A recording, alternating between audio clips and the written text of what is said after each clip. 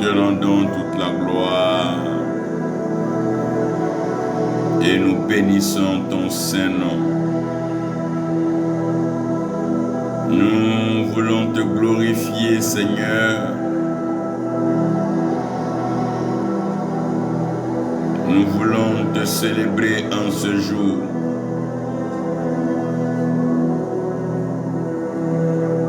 Oui, Éternel, notre Dieu,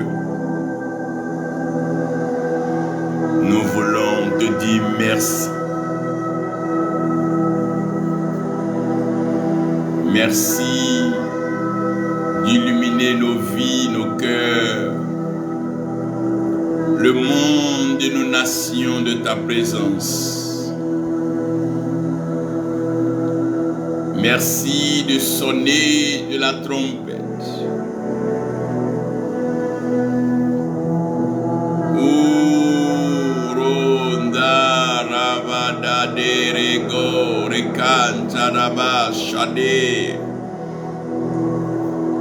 Adonai, Adonai, Adonai.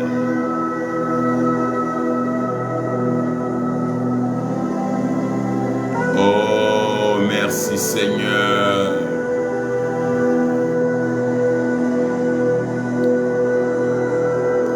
J'aimerais que chacun passe un moment à prier en demandant à l'Éternel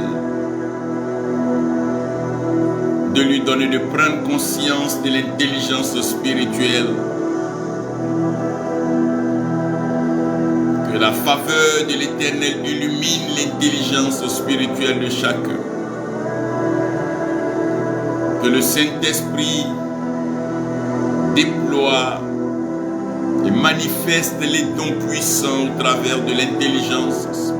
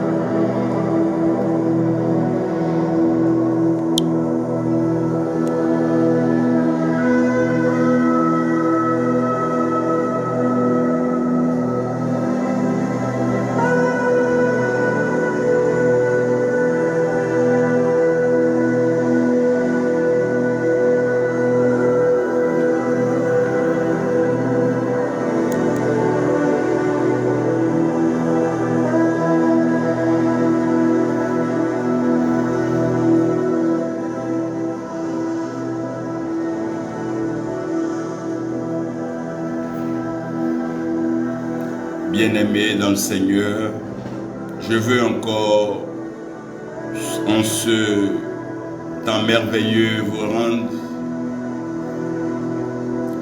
des hommages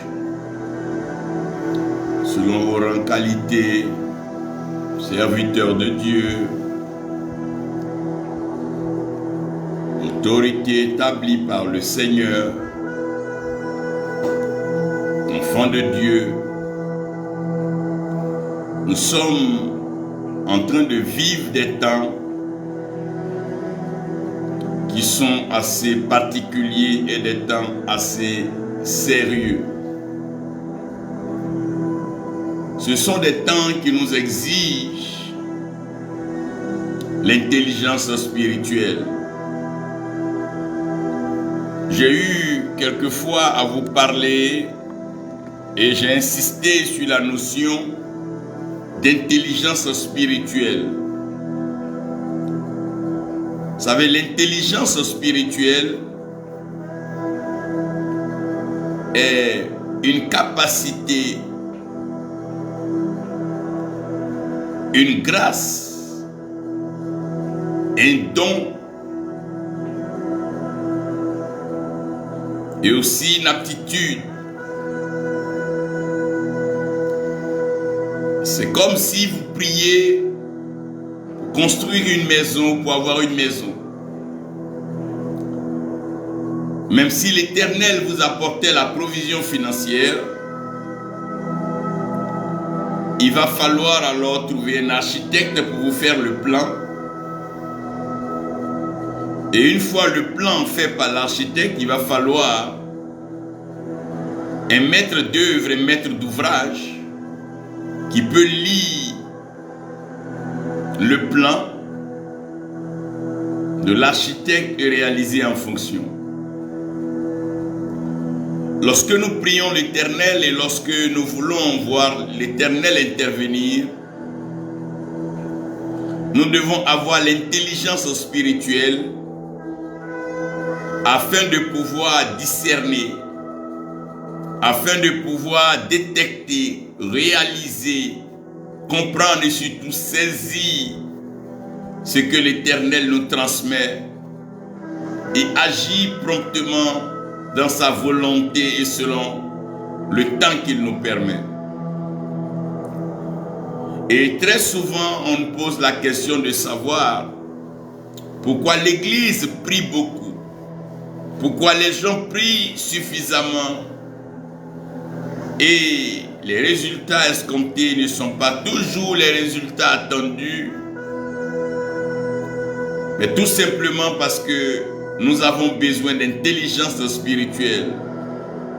Nous avons besoin de croissance.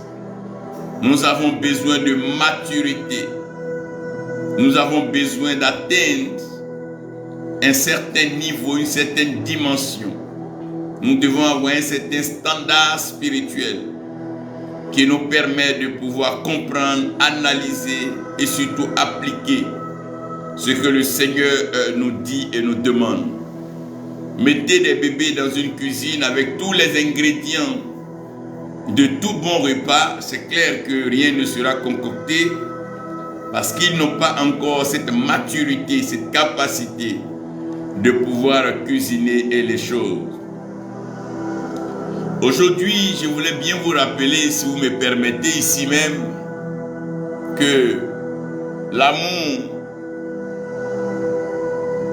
l'amour triomphe toujours par l'intelligence spirituelle. Et je veux le dire encore. À vous, je ne cesserai de le dire. Et faites-moi confiance, je vous le dirai, toutefois que l'Éternel me permettra. Nous avons besoin d'une certaine intelligence spirituelle qui va maintenant nous permettre de pouvoir réaliser et accomplir les choses de l'Éternel.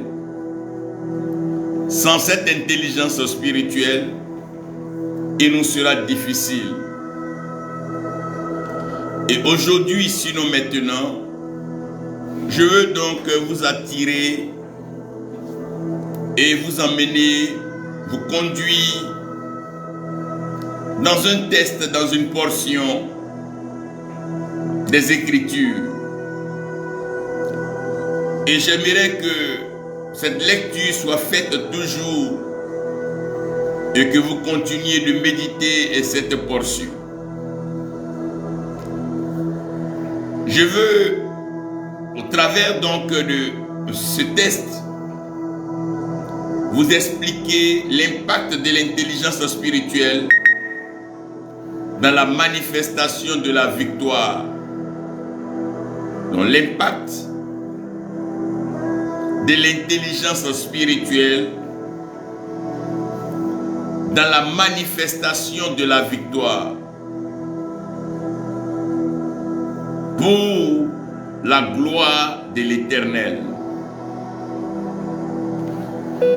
Je voulais vous dire que la gloire est réservée à celui qui triomphe. La gloire est réservée à celui qui est victorieux et à celui qui est plus que vainqueur. Ceci nous ouvre aisément l'intelligence de comprendre que la vie en elle-même, pour qu'il y ait gloire, il va falloir victoire. Et victoire implique alors l'existence d'un combat, d'une bataille. Et partout où vous verrez qu'il y a combat, c'est qu'il y a enjeu. Il y a donc défi, il y a stratégie et il y a exécution. Mais tout ceci, c'est pour la gloire. Quand les lutteurs luttent, bien sûr, le victorieux a une certaine célébrité, une certaine renommée, il est acclamé. Son nom est chanté. Un peu aussi comme un match de football. Là où il y a un combat, la victoire donne droit à une gloire. Seulement que les gloires terrestres sont des formes de célébrité, des célébrations qui sont éphémères. Ici, je vais vous envoyer dans 1 Roi. Donc dans 1 Roi chapitre 18, Élie est en train d'utiliser l'intelligence spirituelle pour pouvoir triompher dans un combat où il est seul. Bien sûr, l'Éternel avec lui, contre un grand nombre de prophètes de Baal et d'Astarté. Élie se retrouve dans un combat et face à un combat où il peut dire qu'il est minoritaire, seulement qu'avec Dieu nous ne sommes plus que le monde entier contre nous. Et ici, permettez-moi de vous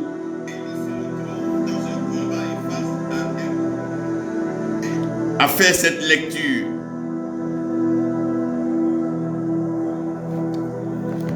Un Roi 18,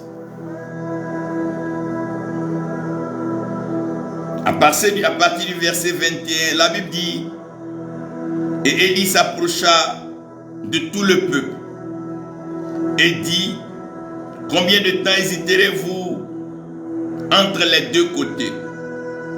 Si l'Éternel est Dieu, suivez-le. Et si c'est Baal, mais suivez-le.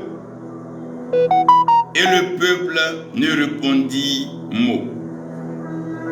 Et Élie dit au peuple: je reste seul, moi seul. Élie dit: je reste seul, moi seul, prophète de l'Éternel, et les prophètes de Baal sont 450 hommes. Qu'on nous donne 2 taureaux et qu'ils choisissent pour eux des taureaux et qu'ils le dépècent et qu'ils le placent sur le bois et qu'ils y mettent pas de feu. Et moi, j'offrirai l'autre taureau je le placerai sur le bois et je n'y mettrai pas le feu. Et vous invoquerez le nom de votre Dieu et moi j'invoquerai le nom de l'Éternel. Et le Dieu qui répondra par le feu, lui sera Dieu. Et tout le peuple répondit, la parole est bonne, bien dit. Et Élie dit au prophète de Baal, choisissez pour vous l'un des taureaux et offrez les premiers, car vous êtes nombreux, et invoquez le nom de votre Dieu. Et ne mettez pas de feu. Et il prit le taureau qu'on leur avait donné et l'offrit. Et l'invoquait et invoquait le nom de Baal depuis matin jusqu'à midi, disant au Baal, réponds-nous. Mais il n'y eut pas de voix, ni personne qui répondit. Et il sautait autour de l'autel qu'on l'avait fait. Et il arriva qu'à midi, Élie se moqua d'eux. À midi, Élie va se moquer d'eux. C'est à midi exactement qu'Élie choisit de se moquer d'eux. Et dit, citez à haute voix car, criez à haute voix car il est un Dieu. Car il médite, ou il est allé à l'écart, ou il est en voyage. Peut-être qu'il dort et il se réveillera. Et il criait à haute voix et se fit des incisions selon leur coutume avec des épées et des pics jusqu'à faire couler le sang sur eux. Et il arriva quand midi fut passé qu'ils prophétisaient jusqu'à l'heure où l'on offre le gâteau et il n'y eut pas de voix et personne qui répondit et personne qui fit attention. Alors Élie dit à tout le peuple, approchez-vous de moi. Et tout le peuple s'approcha de lui. Et il prépara l'autel de l'Éternel qui avait été renversé. Et il prit 12 pierres selon le nombre des 12 tribus d'Israël, les fils de Jacob, auxquels vint la parole de l'Éternel, disant Israël sera ton nom. Et il bâtit avec des pierres, les pierres, un autel au nom de l'Éternel. Et il fit autour de l'autel une fossée de la capacité de 2 mesures de semences. Et il arrangea le bois et dépeça le taureau et le plaça sur le bois. Et il dit, remplissez d'eau 4 cruches et versez-les sur l'holocauste et sur le bois. Et il dit, faites-le une seconde fois. Et il le fit une seconde fois. Et il lui dit, faites-le une troisième fois. Et il le fit une troisième fois. Et l'eau coula. Et l'eau coula. Que le Seigneur te bénisse, prophète. Amen. Tu peux pardon, mais continuer même cette lecture-là. Et l'eau coula, verset 35. Nous bénissons le Seigneur pour le prophète Aman qui est venu nous voir. Vous êtes là dans cette lecture.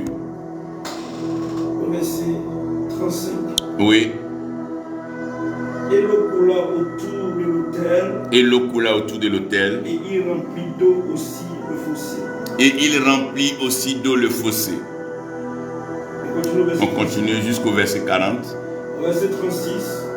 Et il arriva à l'heure où l'on offre le gâteau, qu'Élie le prophète s'approcha et dit, Éternel Dieu d'Abraham, d'Isaac et d'Israël, qu'il soit connu aujourd'hui que toi tu es Dieu en Israël, et que moi je suis ton serviteur, et que c'est par ta parole que j'ai fait toutes ces choses. Verset 37.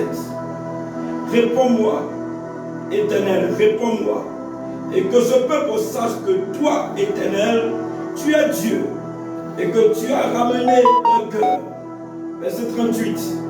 Et le feu de l'Éternel tomba et consuma l'holocauste, et le bois, et la pierre, et la poussière, et les chalots qui étaient dans le fossé. 39. Et tout le peuple le vit, et il tombait sur la face, et dit, l'Éternel, c'est lui qui est Dieu. L'Éternel, c'est lui qui est Dieu. Verset 40. Et Élie leur dit, saisissez les prophètes de Baal, que par un d'entre eux n'échappe. Et il les saisit, et Élie les fit descendre au torrent de Kison, et les égorgea là. Amen. Parole de l'Éternel. Prophète Amand, tu vas prier. Je vais prier l'Éternel. Nous savons que tu as eu une séance très sérieuse hier et la grâce de Dieu s'est manifestée. Nous bénissons le Seigneur pour la vie du prophète Amand qui est avec nous, qui nous a fait la lecture. Père Céleste, tu as l'autorité spirituelle suprême. Tu règnes dans les cieux, sur la terre, tu accomplis tes œuvres. Viens par ta parole. Fais-nous du bien, instruis-nous. Fais tomber les écailles de nos yeux. Ouvre-les. Ouvre nos oreilles, donne-nous l'entendement spirituel. Incline nos cœurs que nous avons ouverts pour t'accepter. Donne-nous de comprendre et d'appliquer ta parole. Au nom de Jésus-Christ. Amen. Vous savez, aujourd'hui, depuis un moment, je suis en train de vous enseigner sur l'intelligence spirituelle. Et aujourd'hui, je vais vous expliquer l'usage de l'intelligence spirituelle dans un combat. Parce que s'il n'y a pas de victoire, il n'y a pas de gloire. Et la vie est un combat. Et tout le monde est confronté à un combat. Qui que tu sois, quel que soit le niveau que tu vas atteindre, sache que tu seras confronté à un combat. Premièrement, l'intelligence spirituelle a pour but de démontrer que l'Éternel est Dieu. Quiconque est serviteur de Dieu, quiconque est mandaté par l'Éternel, quiconque est oint par l'Éternel, partout où il se trouve sur la terre, sa première mission est de démontrer que l'Éternel est Dieu. Personne ne prouve qu'il est lui-même un serviteur de Dieu. Personne ne prouve qu'il est oint, qu'il est riche, qu'il est fort ou qu'il est puissant. Mais le principe fondamental de l'intelligence spirituelle, c'est de démontrer que l'Éternel est Dieu. Si vous voyez un serviteur de Dieu, s'il n'est pas en train de démontrer que l'Éternel est Dieu, comprenez tout simplement que la ruse l'a animé et la sagesse l'a quitté. Le sage gagne des âmes et il gagne des âmes à Dieu. Ça veut dire que la sagesse nous amène à pouvoir réaliser que tout est pour Dieu et par Dieu.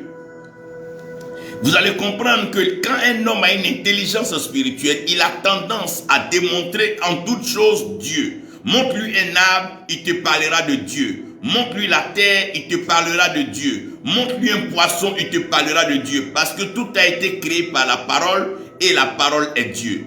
Donc pour démontrer que l'Éternel est Dieu, la première chose c'est que cet homme de Dieu doit confirmer la parole. Comment confirmer la parole? On confirme la parole en la lisant, en la méditant. Comment est-ce que tu peux confirmer la parole de Dieu si tu ne la lis pas? Malheureusement, aujourd'hui, nous sommes habitués à écouter un peu tout le monde en fonction de leur nom, leur célébrité, leur renommée, mais nous ne lisons pas la parole de Dieu. Donc nous avons un témoignage selon un tel, mais nous n'avons pas la confirmation de la parole de Dieu. La confirmation de la parole de Dieu commence par la lecture de la parole de Dieu et la méditation de la parole de Dieu. Est-ce que ce que l'autre dit est vrai?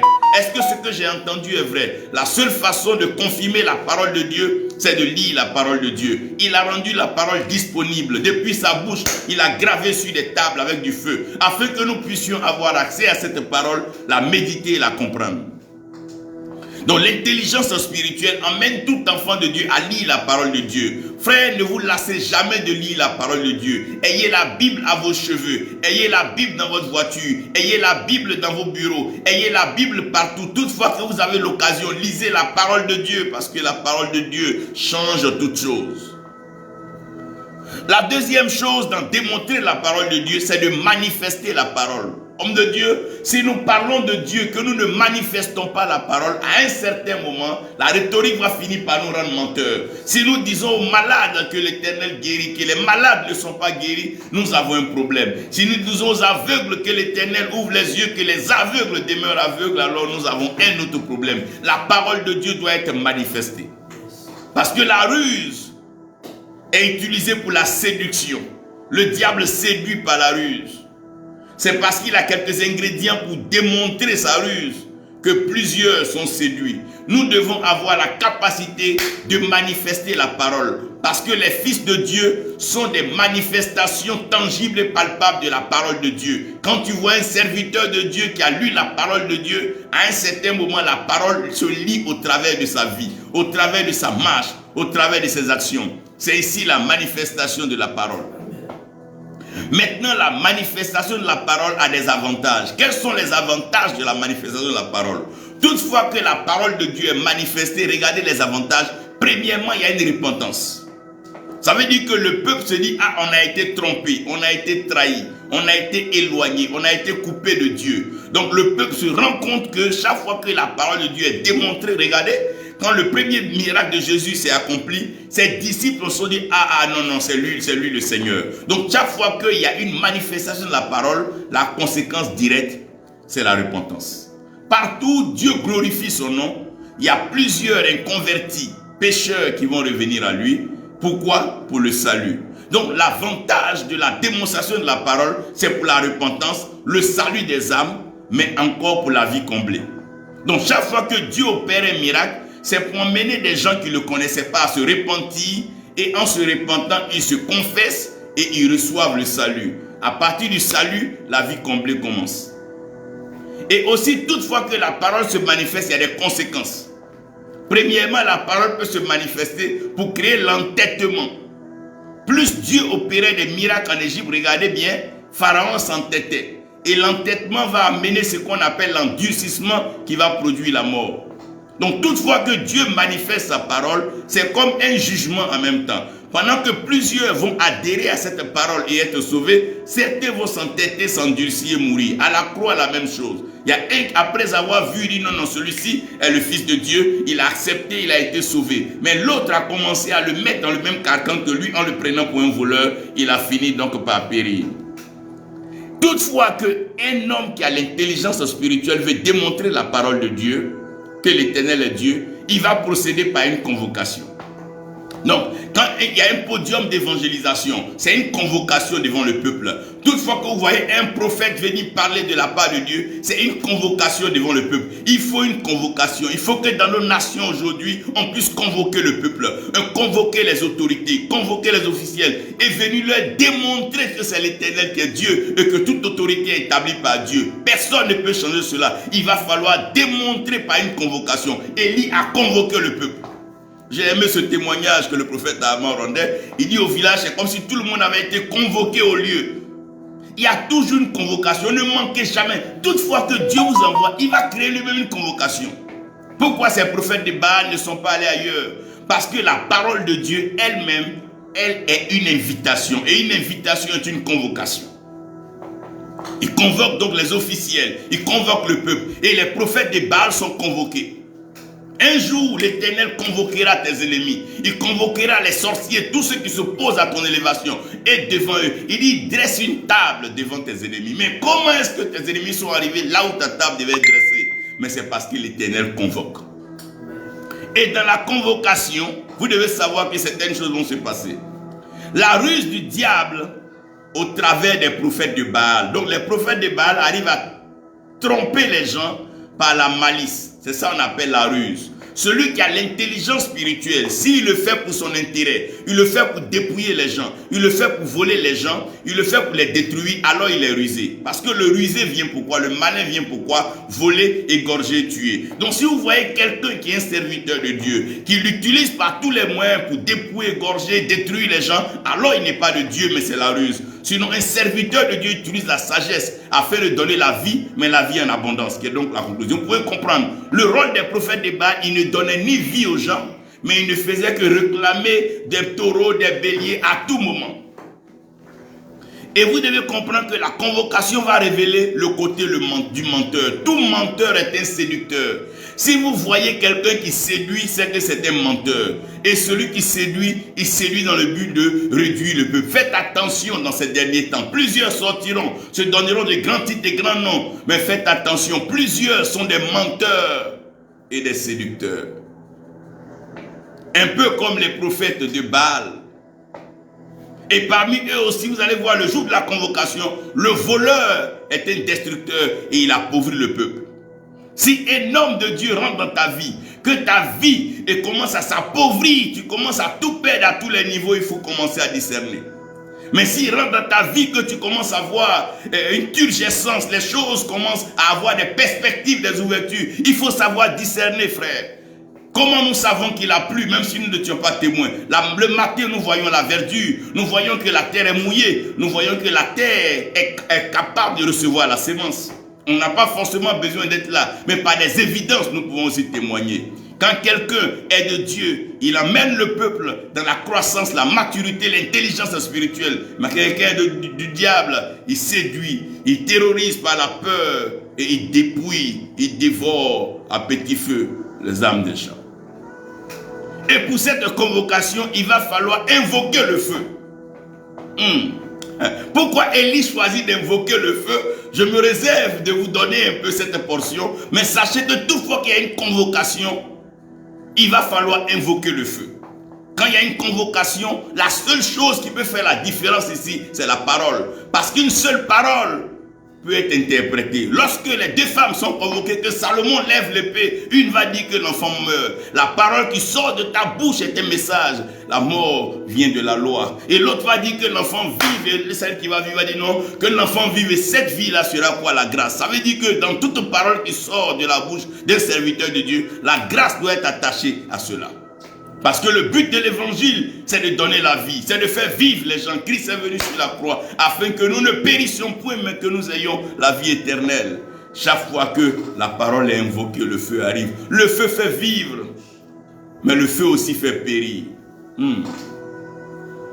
Et comment est-ce que cela va se faire?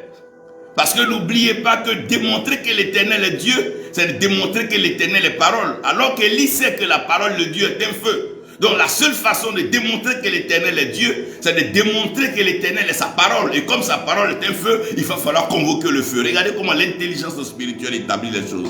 Troisième point, comment rétablir la vérité par l'intelligence spirituelle? Élie sait qu'avant tout, Dieu a créé les cieux et la terre. Donc Élie va dire, je veux le feu, mais que ce feu quitte du ciel pour venir sur la terre. Alors que la Bible est claire que personne n'est monté au ciel et personne n'est descendu, si ce n'est le Fils de l'homme. Donc Élie sait que si un feu peut quitter du ciel pour arriver sur la terre, le seul qui a parcouru cette distance est Jésus-Christ. Donc il place déjà les conditions pour ne pas que les prophètes de Baal puissent biaiser le jeu. Il place le référentiel ciel et terre. Il n'a pas dit je veux un feu qui quitte d'Orient. Non, je veux un feu qui quitte d'Asie. Alors là, ça serait facile. Ce feu serait venu avant même que l'autel ne soit rétabli. Mais Élie sait que le seul feu qui parcourt les cieux et la terre, c'est la parole. Et c'est lui seul qui est descendu. Et c'est lui seul qui est remonté. Et Élie précise que le feu doit quitter du ciel pour arriver sur la terre. L'intelligence spirituelle rétablit une vérité selon laquelle aucun feu ne peut être allumé s'il n'y a pas de sacrifice préparé. En d'autres termes, l'Éternel vient pour pouvoir consumer. Si tu n'es pas prêt à présenter ta vie comme un sacrifice, arrête d'invoquer l'Éternel. Arrête d'invoquer l'Éternel sur tes ennemis. Il vient pour te consumer. Nous devons offrir nos membres, offrir nos vies, offrir nos biens comme étant des sacrifices agréables. Si tu n'es pas prêt à te sacrifier pour Dieu, arrête de l'invoquer. Et nous devons comprendre cela. Tout serviteur de Dieu qui n'est pas prêt à payer le prix, se sacrifier pour le ministère, le mandat pour lequel Dieu l'a appelé, qu'il laisse tomber. Qu'il laisse tomber. Parce que partout le feu doit descendre, il doit avoir un sacrifice pour être consumé. Mais aujourd'hui, les gens veulent s'éloigner du sacrifice. Ils ne veulent plus payer le prix. Ils veulent naviguer dans le beurre, le luxe et la glace. Non, non, non. Ça ne marche pas comme ça. Élie dit le principe fondamental, c'est que pour que le feu vienne, il va falloir du sacrifice. Mais ce que les gens ne comprennent pas dans ce sacrifice, c'est que Élie veut, ce n'est pas seulement que l'animal soit consumé, mais il veut le sang de l'animal. L'intelligence spirituelle te fait aller au-delà de ce que les gens pensent. Le prophète de Baal croyait que Élie voulait juste que l'animal soit consumé, mais Élie savait que le sang était un préalable, parce qu'il n'y a jamais de rémission de péché s'il n'y a pas effusion de sang. Et comme Élie a en vue de la repentance, il va introduire mystérieusement cet ingrédient. Il va le cacher aux yeux des prophètes de Baal. Pendant qu'ils vont se concentrer sur le feu, Élie va même au-delà du feu, il pointe le sang qui va couler. Ah, le sang de Jésus-Christ. Ce sang précieux. Ouh, ce sang précieux. Ce sang merveilleux. Ce sang qui nous sauve. Ce sang qui nous lave, ce sang qui nous purifie, ce sang qui nous abonne le bonheur. L'intelligence spirituelle te fait avoir des coups d'avance sur le diable. Regardez. Élie sait qu'à la fin, il aura une repentance. Et les péchés seront pardonnés. Donc pendant que les prophètes de Baal se concentrent sur le feu, lui, il introduit directement la notion du sang. Ah. Pendant que Pharaon regardait un peu toute Égypte et les forces de feu, l'épée, oh, Dieu avait déjà glissé secrètement le sang sur les linteaux des portes. Pharaon n'avait pas pensé à un certain moment qu'il y a un sang qui allait toucher les linteaux des portes et provoquer des arrois en Égypte et amener le peuple à être libéré. Il n'y a pas de liberté sans sacrifice. Il y a toujours un prix à payer pour être libéré. Mais alors là, Élie va cacher encore ce qu'on appelle l'ordre du choix. Il va demander aux 450 prophètes de Baal de prendre un seul taureau, mais qui va alors l'égorger puis son 450? Les prophètes de Baal vont se ruer dessus, chacun va vouloir le faire. Même celui qui n'est pas autorisé à égorger, comme le peuple est là, chacun va vouloir l'égorger. Ça veut dire que parmi eux, il n'y a pas d'ordre. Il n'y a pas quelqu'un qui est établi, tous sont prophètes de Baal, mais il n'y a pas quelqu'un sur eux. Ils sont nombreux mais désordonnés. Alors que le désordre ne pourra jamais vaincre l'ordre. Élie était le seul prophète de l'Éternel. Dieu n'emmène pas plusieurs prophètes dans un lieu pour créer la confusion. Là où Dieu a déjà établi un prophète, il n'a pas besoin d'envoyer 1000 prophètes venir contredire ce que le prophète dit ou venir faire des palabres. Il établit un prophète parce qu'une seule personne peut représenter la parole de Dieu. Donc pendant que les prophètes de Baal vont choisir qui va faire le sacrifice, Élie sait qu'il est le seul. Il ne compte sur personne d'autre. Il sait qu'il doit s'appliquer. Donc pendant que les prophètes de Baal vont s'embrouiller entre eux, non c'est toi qui offres le sacrifice, non c'est moi, non donne-moi, c'est moi qui ai le taureau. Pendant qu'ils vont s'embrouiller, Élie est tranquille, il les observe. Ça veut dire quoi? Là où il y a la vérité, l'ordre règne.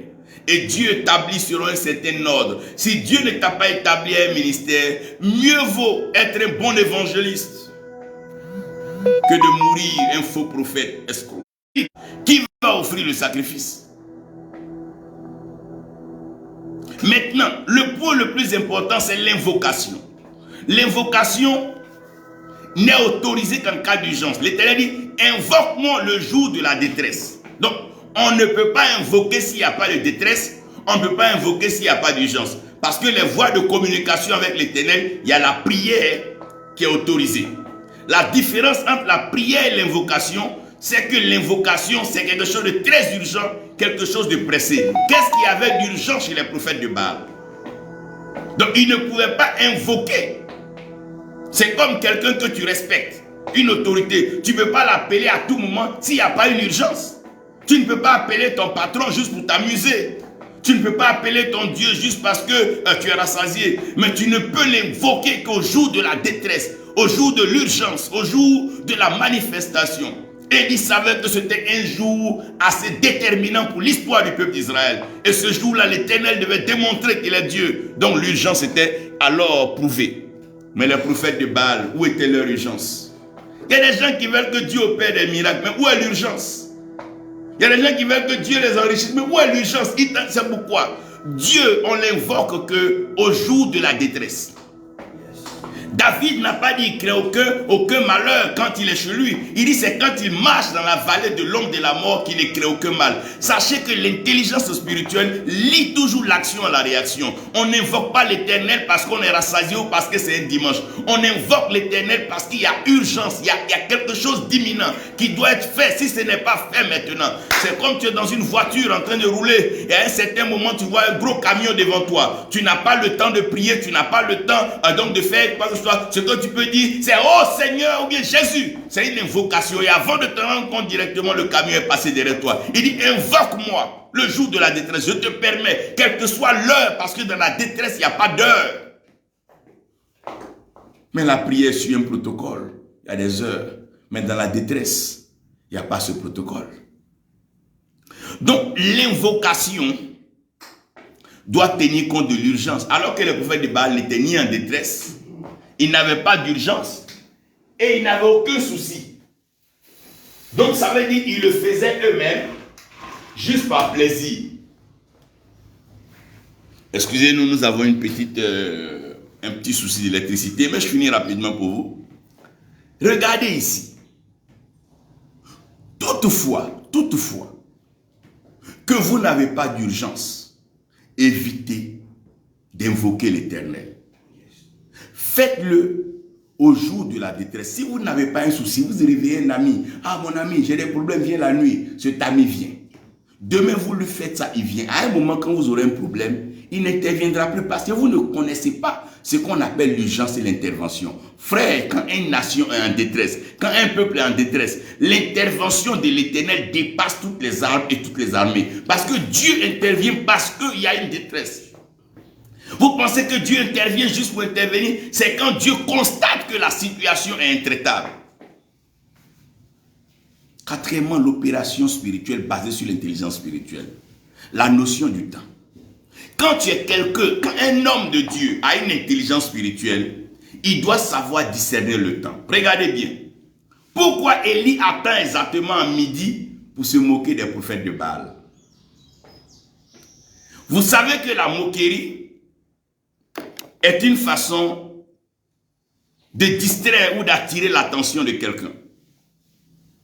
L'Éternel Dieu est le soleil de justice. Et la Bible dit aussi qu'il est le soleil de midi. Élie sait qu'à midi, s'il ne distrait pas les prophètes de Baal, ils peuvent profiter de cette grâce de Dieu et pouvoir rentrer à plein dans l'exaucement. Donc à midi exactement, Élie va commencer à se moquer d'eux. Et en se moquant d'eux, il va commencer à leur donner des raisons. Crier encore plus fort, peut-être il est en voyage. Si c'est quelqu'un qui doit te dire quand prier ton Dieu, comment prier ton Dieu, ça veut dire qu'il n'y a pas d'intimité entre ton Dieu et toi. Si aujourd'hui on doit te dire pour prier ton Dieu, il faut jeûner, c'est que tu n'as pas d'intimité avec ton Dieu. Si aujourd'hui, à ce niveau de maturité spirituelle, on doit te montrer, c'est quand tu as des problèmes que tu dois prier Dieu, frère. C'est que tu dois revoir ta conversion. C'est Élie maintenant qui va dire au prophète de Baal, non, criez fort, faites ceci, alors qu'ils sont en pleine compétition. C'est quelle moquerie. Et je veux que vous reteniez ceci. Toutefois que le diable sait que Dieu est sur le point de vous élever, il va commencer à vous distraire par la moquerie. Quand vous voyez que vos amis se moquent de vous, vos cousins se disent, lui aussi veut dire les pasteurs, c'est le moment même, ça veut dire c'est le moment de détourner ton attention de la moquerie et de fixer tes regards sur le Seigneur. Regardez quand il montait à la croix, on se moquait de lui, on crachait sur lui, mais il était concentré sur ce qu'il devait faire, parce qu'il devait accomplir le salut de l'humanité. Ne vous laissez pas distraire par les moqueries des gens. Ne vous laissez même pas distraire par vous n'avez pas ceci. Laissez les gens parler, ils parlent de ce qu'ils ne savent pas, mais vous concentrez-vous sur celui qui sait toutes choses. Élie distrait les prophètes de Baal au temps. Il y a des gens qui sont tellement distraits que quand le temps même arrive, ils ne peuvent pas reconnaître le temps, tellement ils sont distraits. Qu'est-ce qui te distrait? Vous voyez, au temps de Noé, avant le déluge, les gens se promenaient, les gens buvaient, les gens se mariaient, les gens fêtaient. Ça veut dire quoi? Quand un temps que Dieu a disposé arrive, ne soyez pas distraits par les choses des hommes. Élie a commencé à les distraire, se moquer d'eux. Serviteurs de Dieu, on ne sert pas Dieu parce que les gens se moquent de toi. On ne sert pas Dieu parce qu'on a été frustré ou blessé. On ne sert pas Dieu parce que... Non. On ne sert pas Dieu parce que notre cœur est fâché. Comme l'autre a fait, je vais faire aussi. L'autre a bâti, je vais bâtir aussi. L'autre a voyagé. Non, on ne sert pas Dieu sur la base de ça. C'est une question d'appel, c'est une question de timing. Dieu t'a point pour une chose précise et concentre-toi sur ce pourquoi Dieu t'a appelé. Laisse les autres faire ce que Dieu les a appelés à faire. Ce n'est pas à toi de commenter ce que les autres font, mais tout simplement tu peux dire ce que Dieu te dit de faire. Laissez chacun faire ce que Dieu l'a appelé à faire. Les prophètes de Baal devaient se concentrer sur le sacrifice. Vous savez qu'à midi ou à minuit, il y a un temps et ce temps. La présence donc de Dieu à midi. Comprenez ceci, que toutefois qu'il est midi ou minuit, il y a un transfert. Restez en ligne 1 minute. 1 minute en ligne. Thank you, Lord. Thank you, Father. Oshadadara kandadada. Loroso dodoro shandadada. Rakata daba shante dede rede. Thank you, Lord. Thank you, Jesus. Dans un petit léger souci.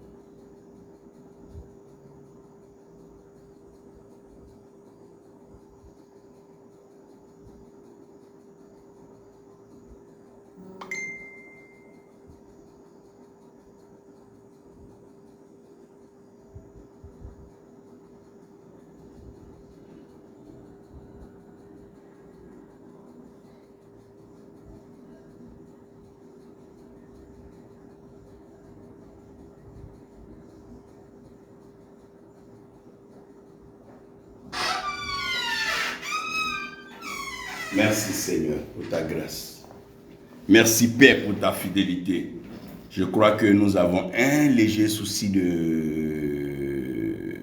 connexion. Papa Antoine, que Dieu vous bénisse, que sa grâce soit toujours avec vous.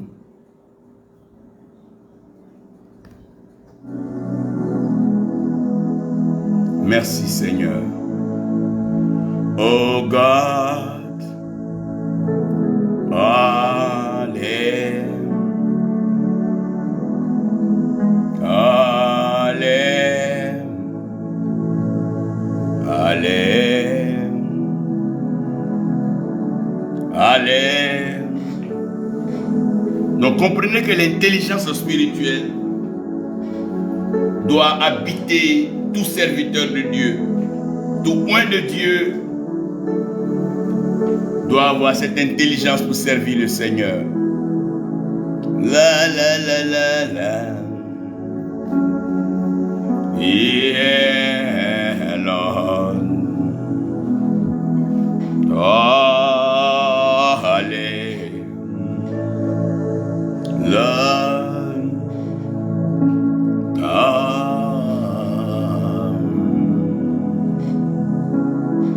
Merci Seigneur. Papa Antoine, que Dieu te bénisse. Vianney Omofo, la grâce de Dieu soit sur vous. Yao, Marcel Kofi, que l'Éternel te bénisse. Laurie, God bless you. Blessings upon your life, your family. Great things to Fred. And we believe you are enjoying the blessings of the Lord. La la la la la la. I'm teaching on the series in spiritual intelligence, how Prophet Elijah used the wisdom of God as he brought the prophet of Baal in the place of challenge. According to divine instruction, he was able to show and prove things the way God wanted them. It was a great victory. The people repented. They gave their life to Christ, and they all acknowledged that the Lord was God, and the Lord is God, and forever is God. So we need this spiritual intelligence. Yeah, we need it. We need it more than ever before for us to discern When you take the book of Romans 12, the Bible is clear. Na, na, na, na, na. La.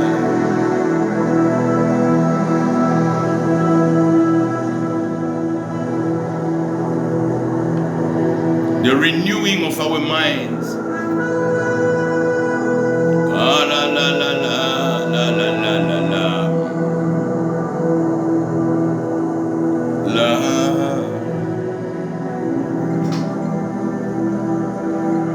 Merci Seigneur. Donc dans l'intelligence spirituelle, je suis en train de vous parler de l'opération spirituelle basée sur l'intelligence spirituelle.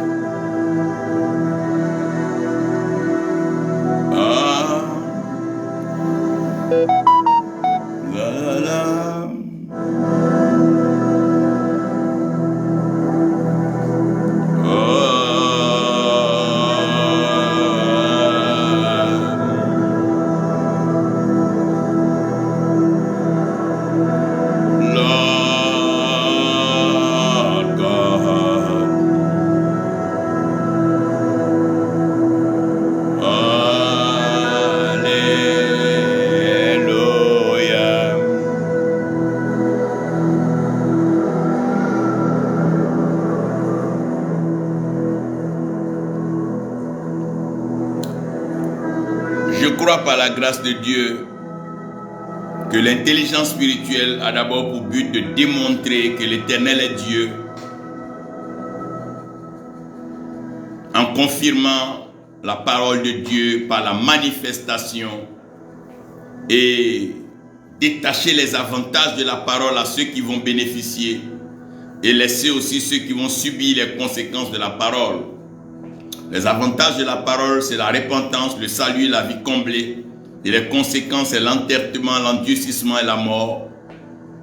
Mais ici, il faut d'abord convoquer le peuple, présenter l'évangile au peuple, présenter la parole de Dieu au monde, prêcher cet évangile. Parce que les prophètes de Baal sont avancés avec leurs ruses, les ruses du diable, pour induire le peuple en erreur, garder le peuple dans l'ignorance, maintenir le peuple dans les ténèbres, dans l'obscurité. Et là, par le mensonge, c'est des beaux menteurs avec la séduction, c'est des séducteurs, ils réduisent le peuple, ils abrutissent le peuple, ils induisent le peuple en erreur. C'est aussi des voleurs et destructeurs qui appauvrissent le peuple. Ils sont tous les jours en train d'appauvrir le peuple, ruiner le peuple. Mais toujours est-il que l'invocation de l'Éternel peut changer la situation. Apprenez à invoquer l'Éternel dans les nations. Invoquez l'Éternel dans les situations. Invoquez l'Éternel dans vos familles. Invoquez l'Éternel dans vos maisons. Invoquez l'Éternel au jour de la détresse. Invoquez-le, invoquez-moi. Il dit invoquez-moi et je vous répondrai. Je vous abandonnerai jamais. Je serai toujours avec vous. Je ne vous laisserai jamais. Et quand l'Éternel est avec nous, on peut dire avec audace, qu'est-ce que l'homme peut nous faire? Puisqu'il est Dieu, il prend soin de nous. Et mais nous devons rétablir la vérité par l'intelligence spirituelle. Savoir que le référentiel qui existe, c'est le ciel et la terre. Et Élie sait qu'entre le ciel et la terre, il n'y a que la parole, il n'y a que Christ qui est monté, qui est descendu et qui est remonté. Et vous devez comprendre, c'est lui qui est descendu et qui est monté. Voilà pourquoi il demande à ce que le feu vienne du ciel, pas un feu artificiel. Il dit, vous ne mettrez pas de feu dans l'autel, mais le feu descendra lui-même du ciel. Le feu donc qui doit quitter le ciel et la terre, c'est l'expression de la parole, le Messie, le Sauveur, celui qui doit venir donc porter le péché du peuple, celui-là qui doit venir ramener les cœurs des fils vers les pères, les cœurs des pères vers les fils. C'est lui qui va porter la rémission donc du péché par l'effusion de son sang, produire la repentance. C'est lui qui va autoriser donc, c'est lui qui sera le sacrifice offert. L'opération spirituelle. Basée sur l'intelligence spirituelle. Premièrement, la notion du temps, le mystère du temps. Chers serviteurs de Dieu, chers servantes de Dieu, le temps est très important. Ne vous amusez pas avec le temps. Lorsque c'est le temps pour le Seigneur, levez-vous promptement et agissez pour lui. Car Dieu fait chaque chose bonne en son temps. Un homme de Dieu doit savoir quand se reposer, quand s'éloigner, quand s'approcher, quand parler, quand marcher, quand courir, quand s'envoler, quand nager, quand se coucher, quand s'asseoir. Un homme de Dieu doit connaître les temps, parce que Dieu fait chaque chose bonne en son temps. Ne vous amusez pas avec le temps. Celui qui méprise le temps méprisera sa destinée. On ne joue pas avec le temps. Élie regarde les prophètes de Baal depuis le matin, et à midi, il se moque d'eux. Pourquoi il se moque d'eux à midi? Parce que Dieu est le soleil de justice. Il est le soleil de midi. Donc à midi, il y a une présence particulière du soleil. Et il a donc reçu de présider le jour. Pour ne pas que les prophètes de Baal puissent être concentrés sur ce temps de midi, il va se moquer d'eux pour les distraire, attirer leur attention. Comme souvent l'Éternel, il distrait tes ennemis, il attire leur attention sur les choses viles. Dieu sait distraire ses ennemis. Il sait voiler ses projets, il sait voiler ses plans. C'est un Dieu qui cache les choses. Lorsque Dieu veut t'élever, il peut te cacher dans la pauvreté, juste pour distraire tes ennemis, juste pour leur donner une fausse piste. Ah, quand Dieu décide de faire passer le peuple par le côté de la mer Rouge, puisqu'il y avait d'autres opportunités pour sortir d'Égypte. Mais Pharaon n'a pas compris, son armée n'avait pas compris que c'était un voile de l'Éternel pour les engloutir. L'Éternel cache les choses, il distrait l'ennemi, il distrait l'adversaire, parce qu'il sait que c'est un temps de victoire, et un temps de victoire est aussi un temps de gloire. Frère, ne jouez jamais avec le temps. Non. Ne jouez jamais avec le temps. Quand c'est le temps de prier, priez. Quand c'est le temps de prêcher, prêchez. Quand c'est le temps d'intercéder, intercédez. Quand c'est le temps de faire des proclamations, faites-les. Quand c'est le temps d'enseigner, enseignez. Quand c'est le temps d'édifier, édifiez. Quand c'est le temps du partage, observez chaque temps. Observez chaque temps. Observez chaque temps. L'intelligence spirituelle nous donne de comprendre les temps et les saisons. Un homme qui a une intelligence spirituelle ne fait pas tout dans le désordre, mais il est ordonné dans le temps. Deuxième chose, le mystère du lieu. Un homme qui a une intelligence spirituelle doit savoir que certains lieux sont sacrés. L'autel est sacré, l'autel n'est pas un jeu. On ne monte pas sur l'autel comme on veut. On n'exhibe pas la chair sur l'autel. L'autel n'est pas un lieu d'orgueil. Tous ceux qui ont marché avec l'Éternel comprendront que l'autel est un lieu d'humilité. On vient sur l'autel dépouillé de nous-mêmes, dépouillé de notre ego, dépouillé de notre orgueil. Nous venons sur l'autel avec toute humilité.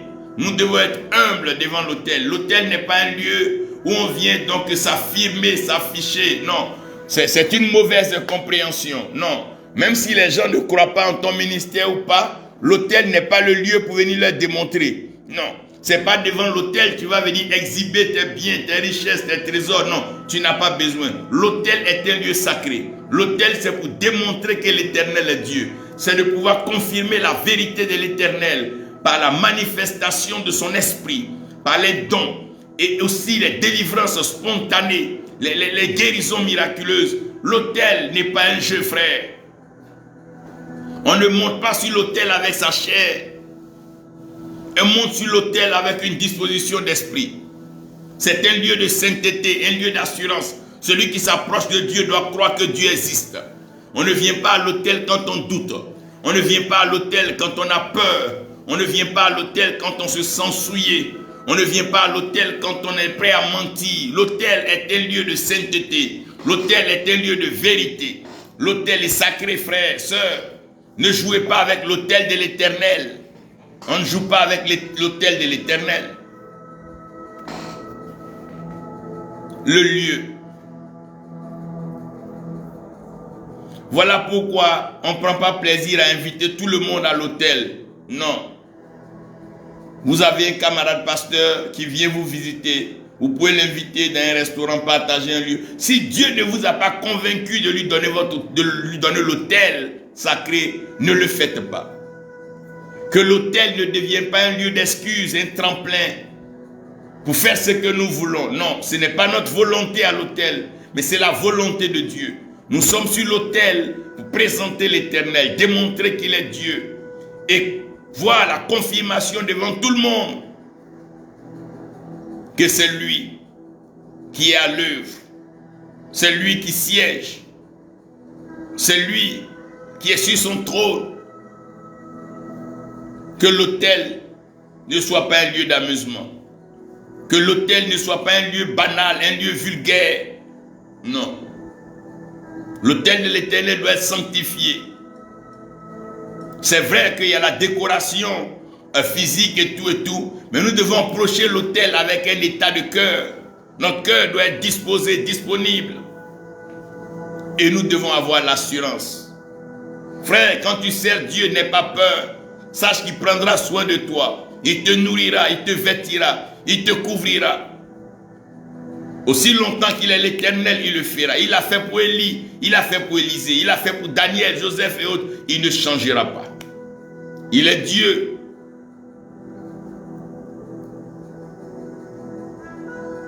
La troisième chose, l'intelligence spirituelle ouvre les yeux sur les éléments présents. Ici, vous devez comprendre le mystère des éléments. Pourquoi l'autel est fait de terre? Pourquoi l'autel est fait de terre? Et sur l'autel, on doit mettre du bois. Vous allez comprendre que le bois est utilisé en termes de bâton comme commandement. Et le bois, le bâton d'Aaron, qui était sec, a fleuri dans la présence de l'Éternel. Et vous devez comprendre que le Seigneur le Christ a été crucifié sur le bois. Mais ici, il vous fait venir, il vous fait voir l'élément terre. C'est vrai que les arbres sortent de la terre, mais l'élément terre, la terre. Je vous expliquais hier que la terre a des oreilles.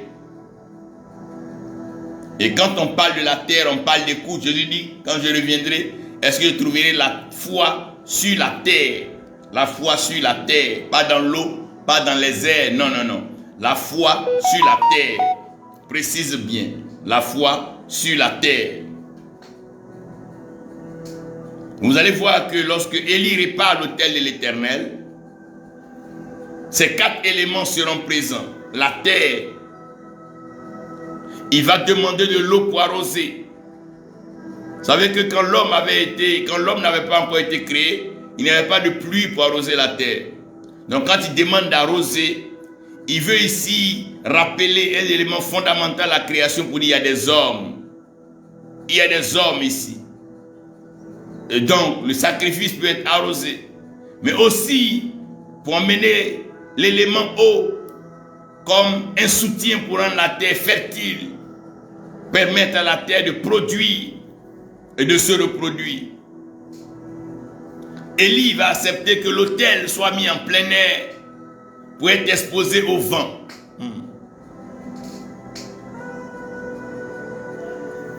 Et le feu qui doit descendre, c'est la parole de Dieu, c'est Jésus-Christ.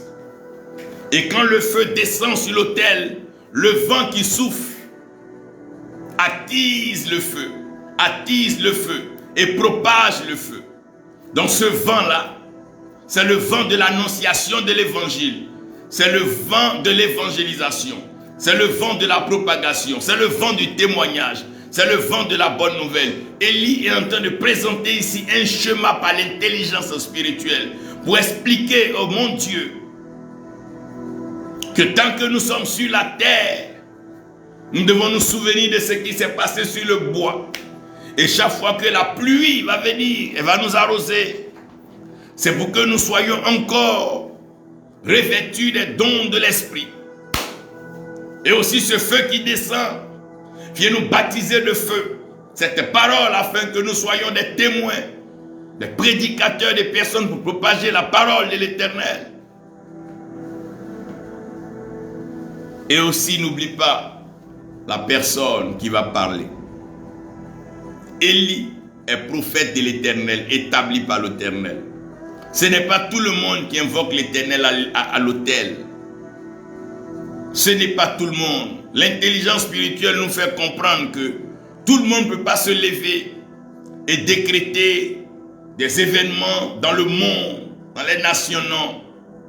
Lorsque Dieu t'a mandaté, lorsque Dieu t'a établi, lorsque Dieu t'a donné l'autorisation, alors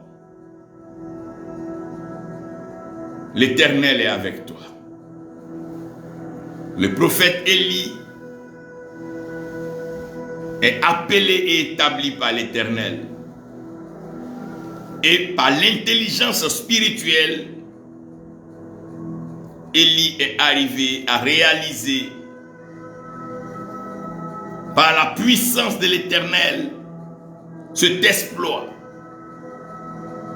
Cet exploit qui a marqué la vie d'Israël et qui a prouvé aux yeux de tous que c'est l'Éternel qui est Dieu.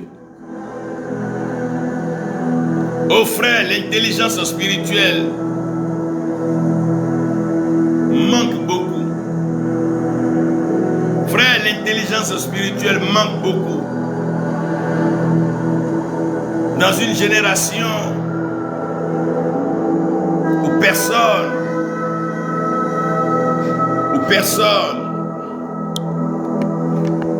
dans une génération où personne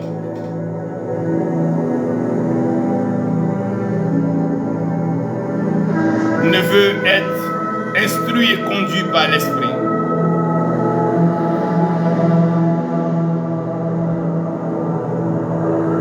L'intelligence spirituelle. Oh, je prie que l'Éternel t'accorde l'intelligence spirituelle. C'est ma prière. Qu'il t'accorde l'intelligence spirituelle. Oh, Rabba. Merci Seigneur. Eredadabash. Turakaba Dede Shirondo. Thank you, Lord.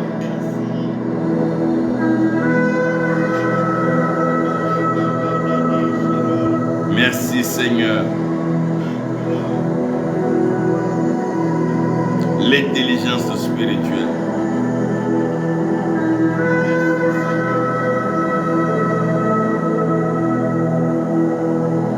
Prions pour l'intelligence spirituelle.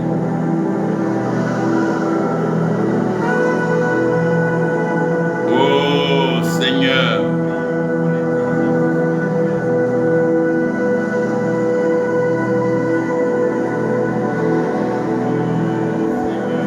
Merci Seigneur. Prions pour l'intelligence spirituelle.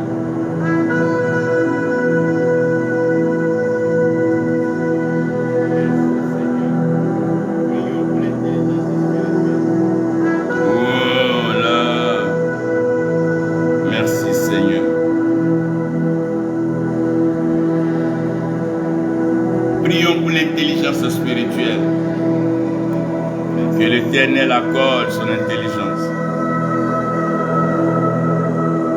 Prions pour l'intelligence spirituelle. Accorde-nous ton intelligence, Seigneur.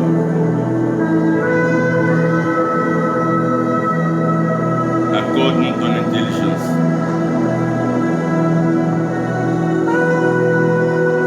Accorde-nous toujours ton intelligence.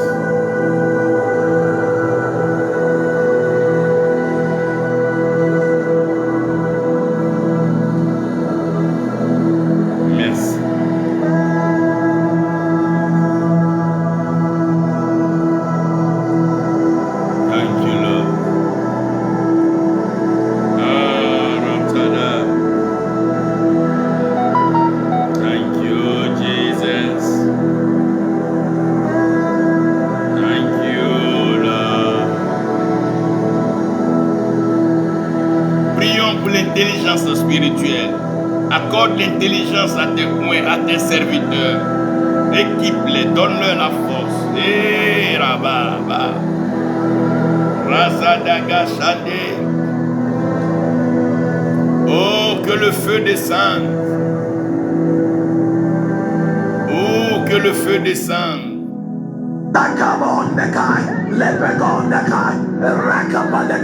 Que le feu descende.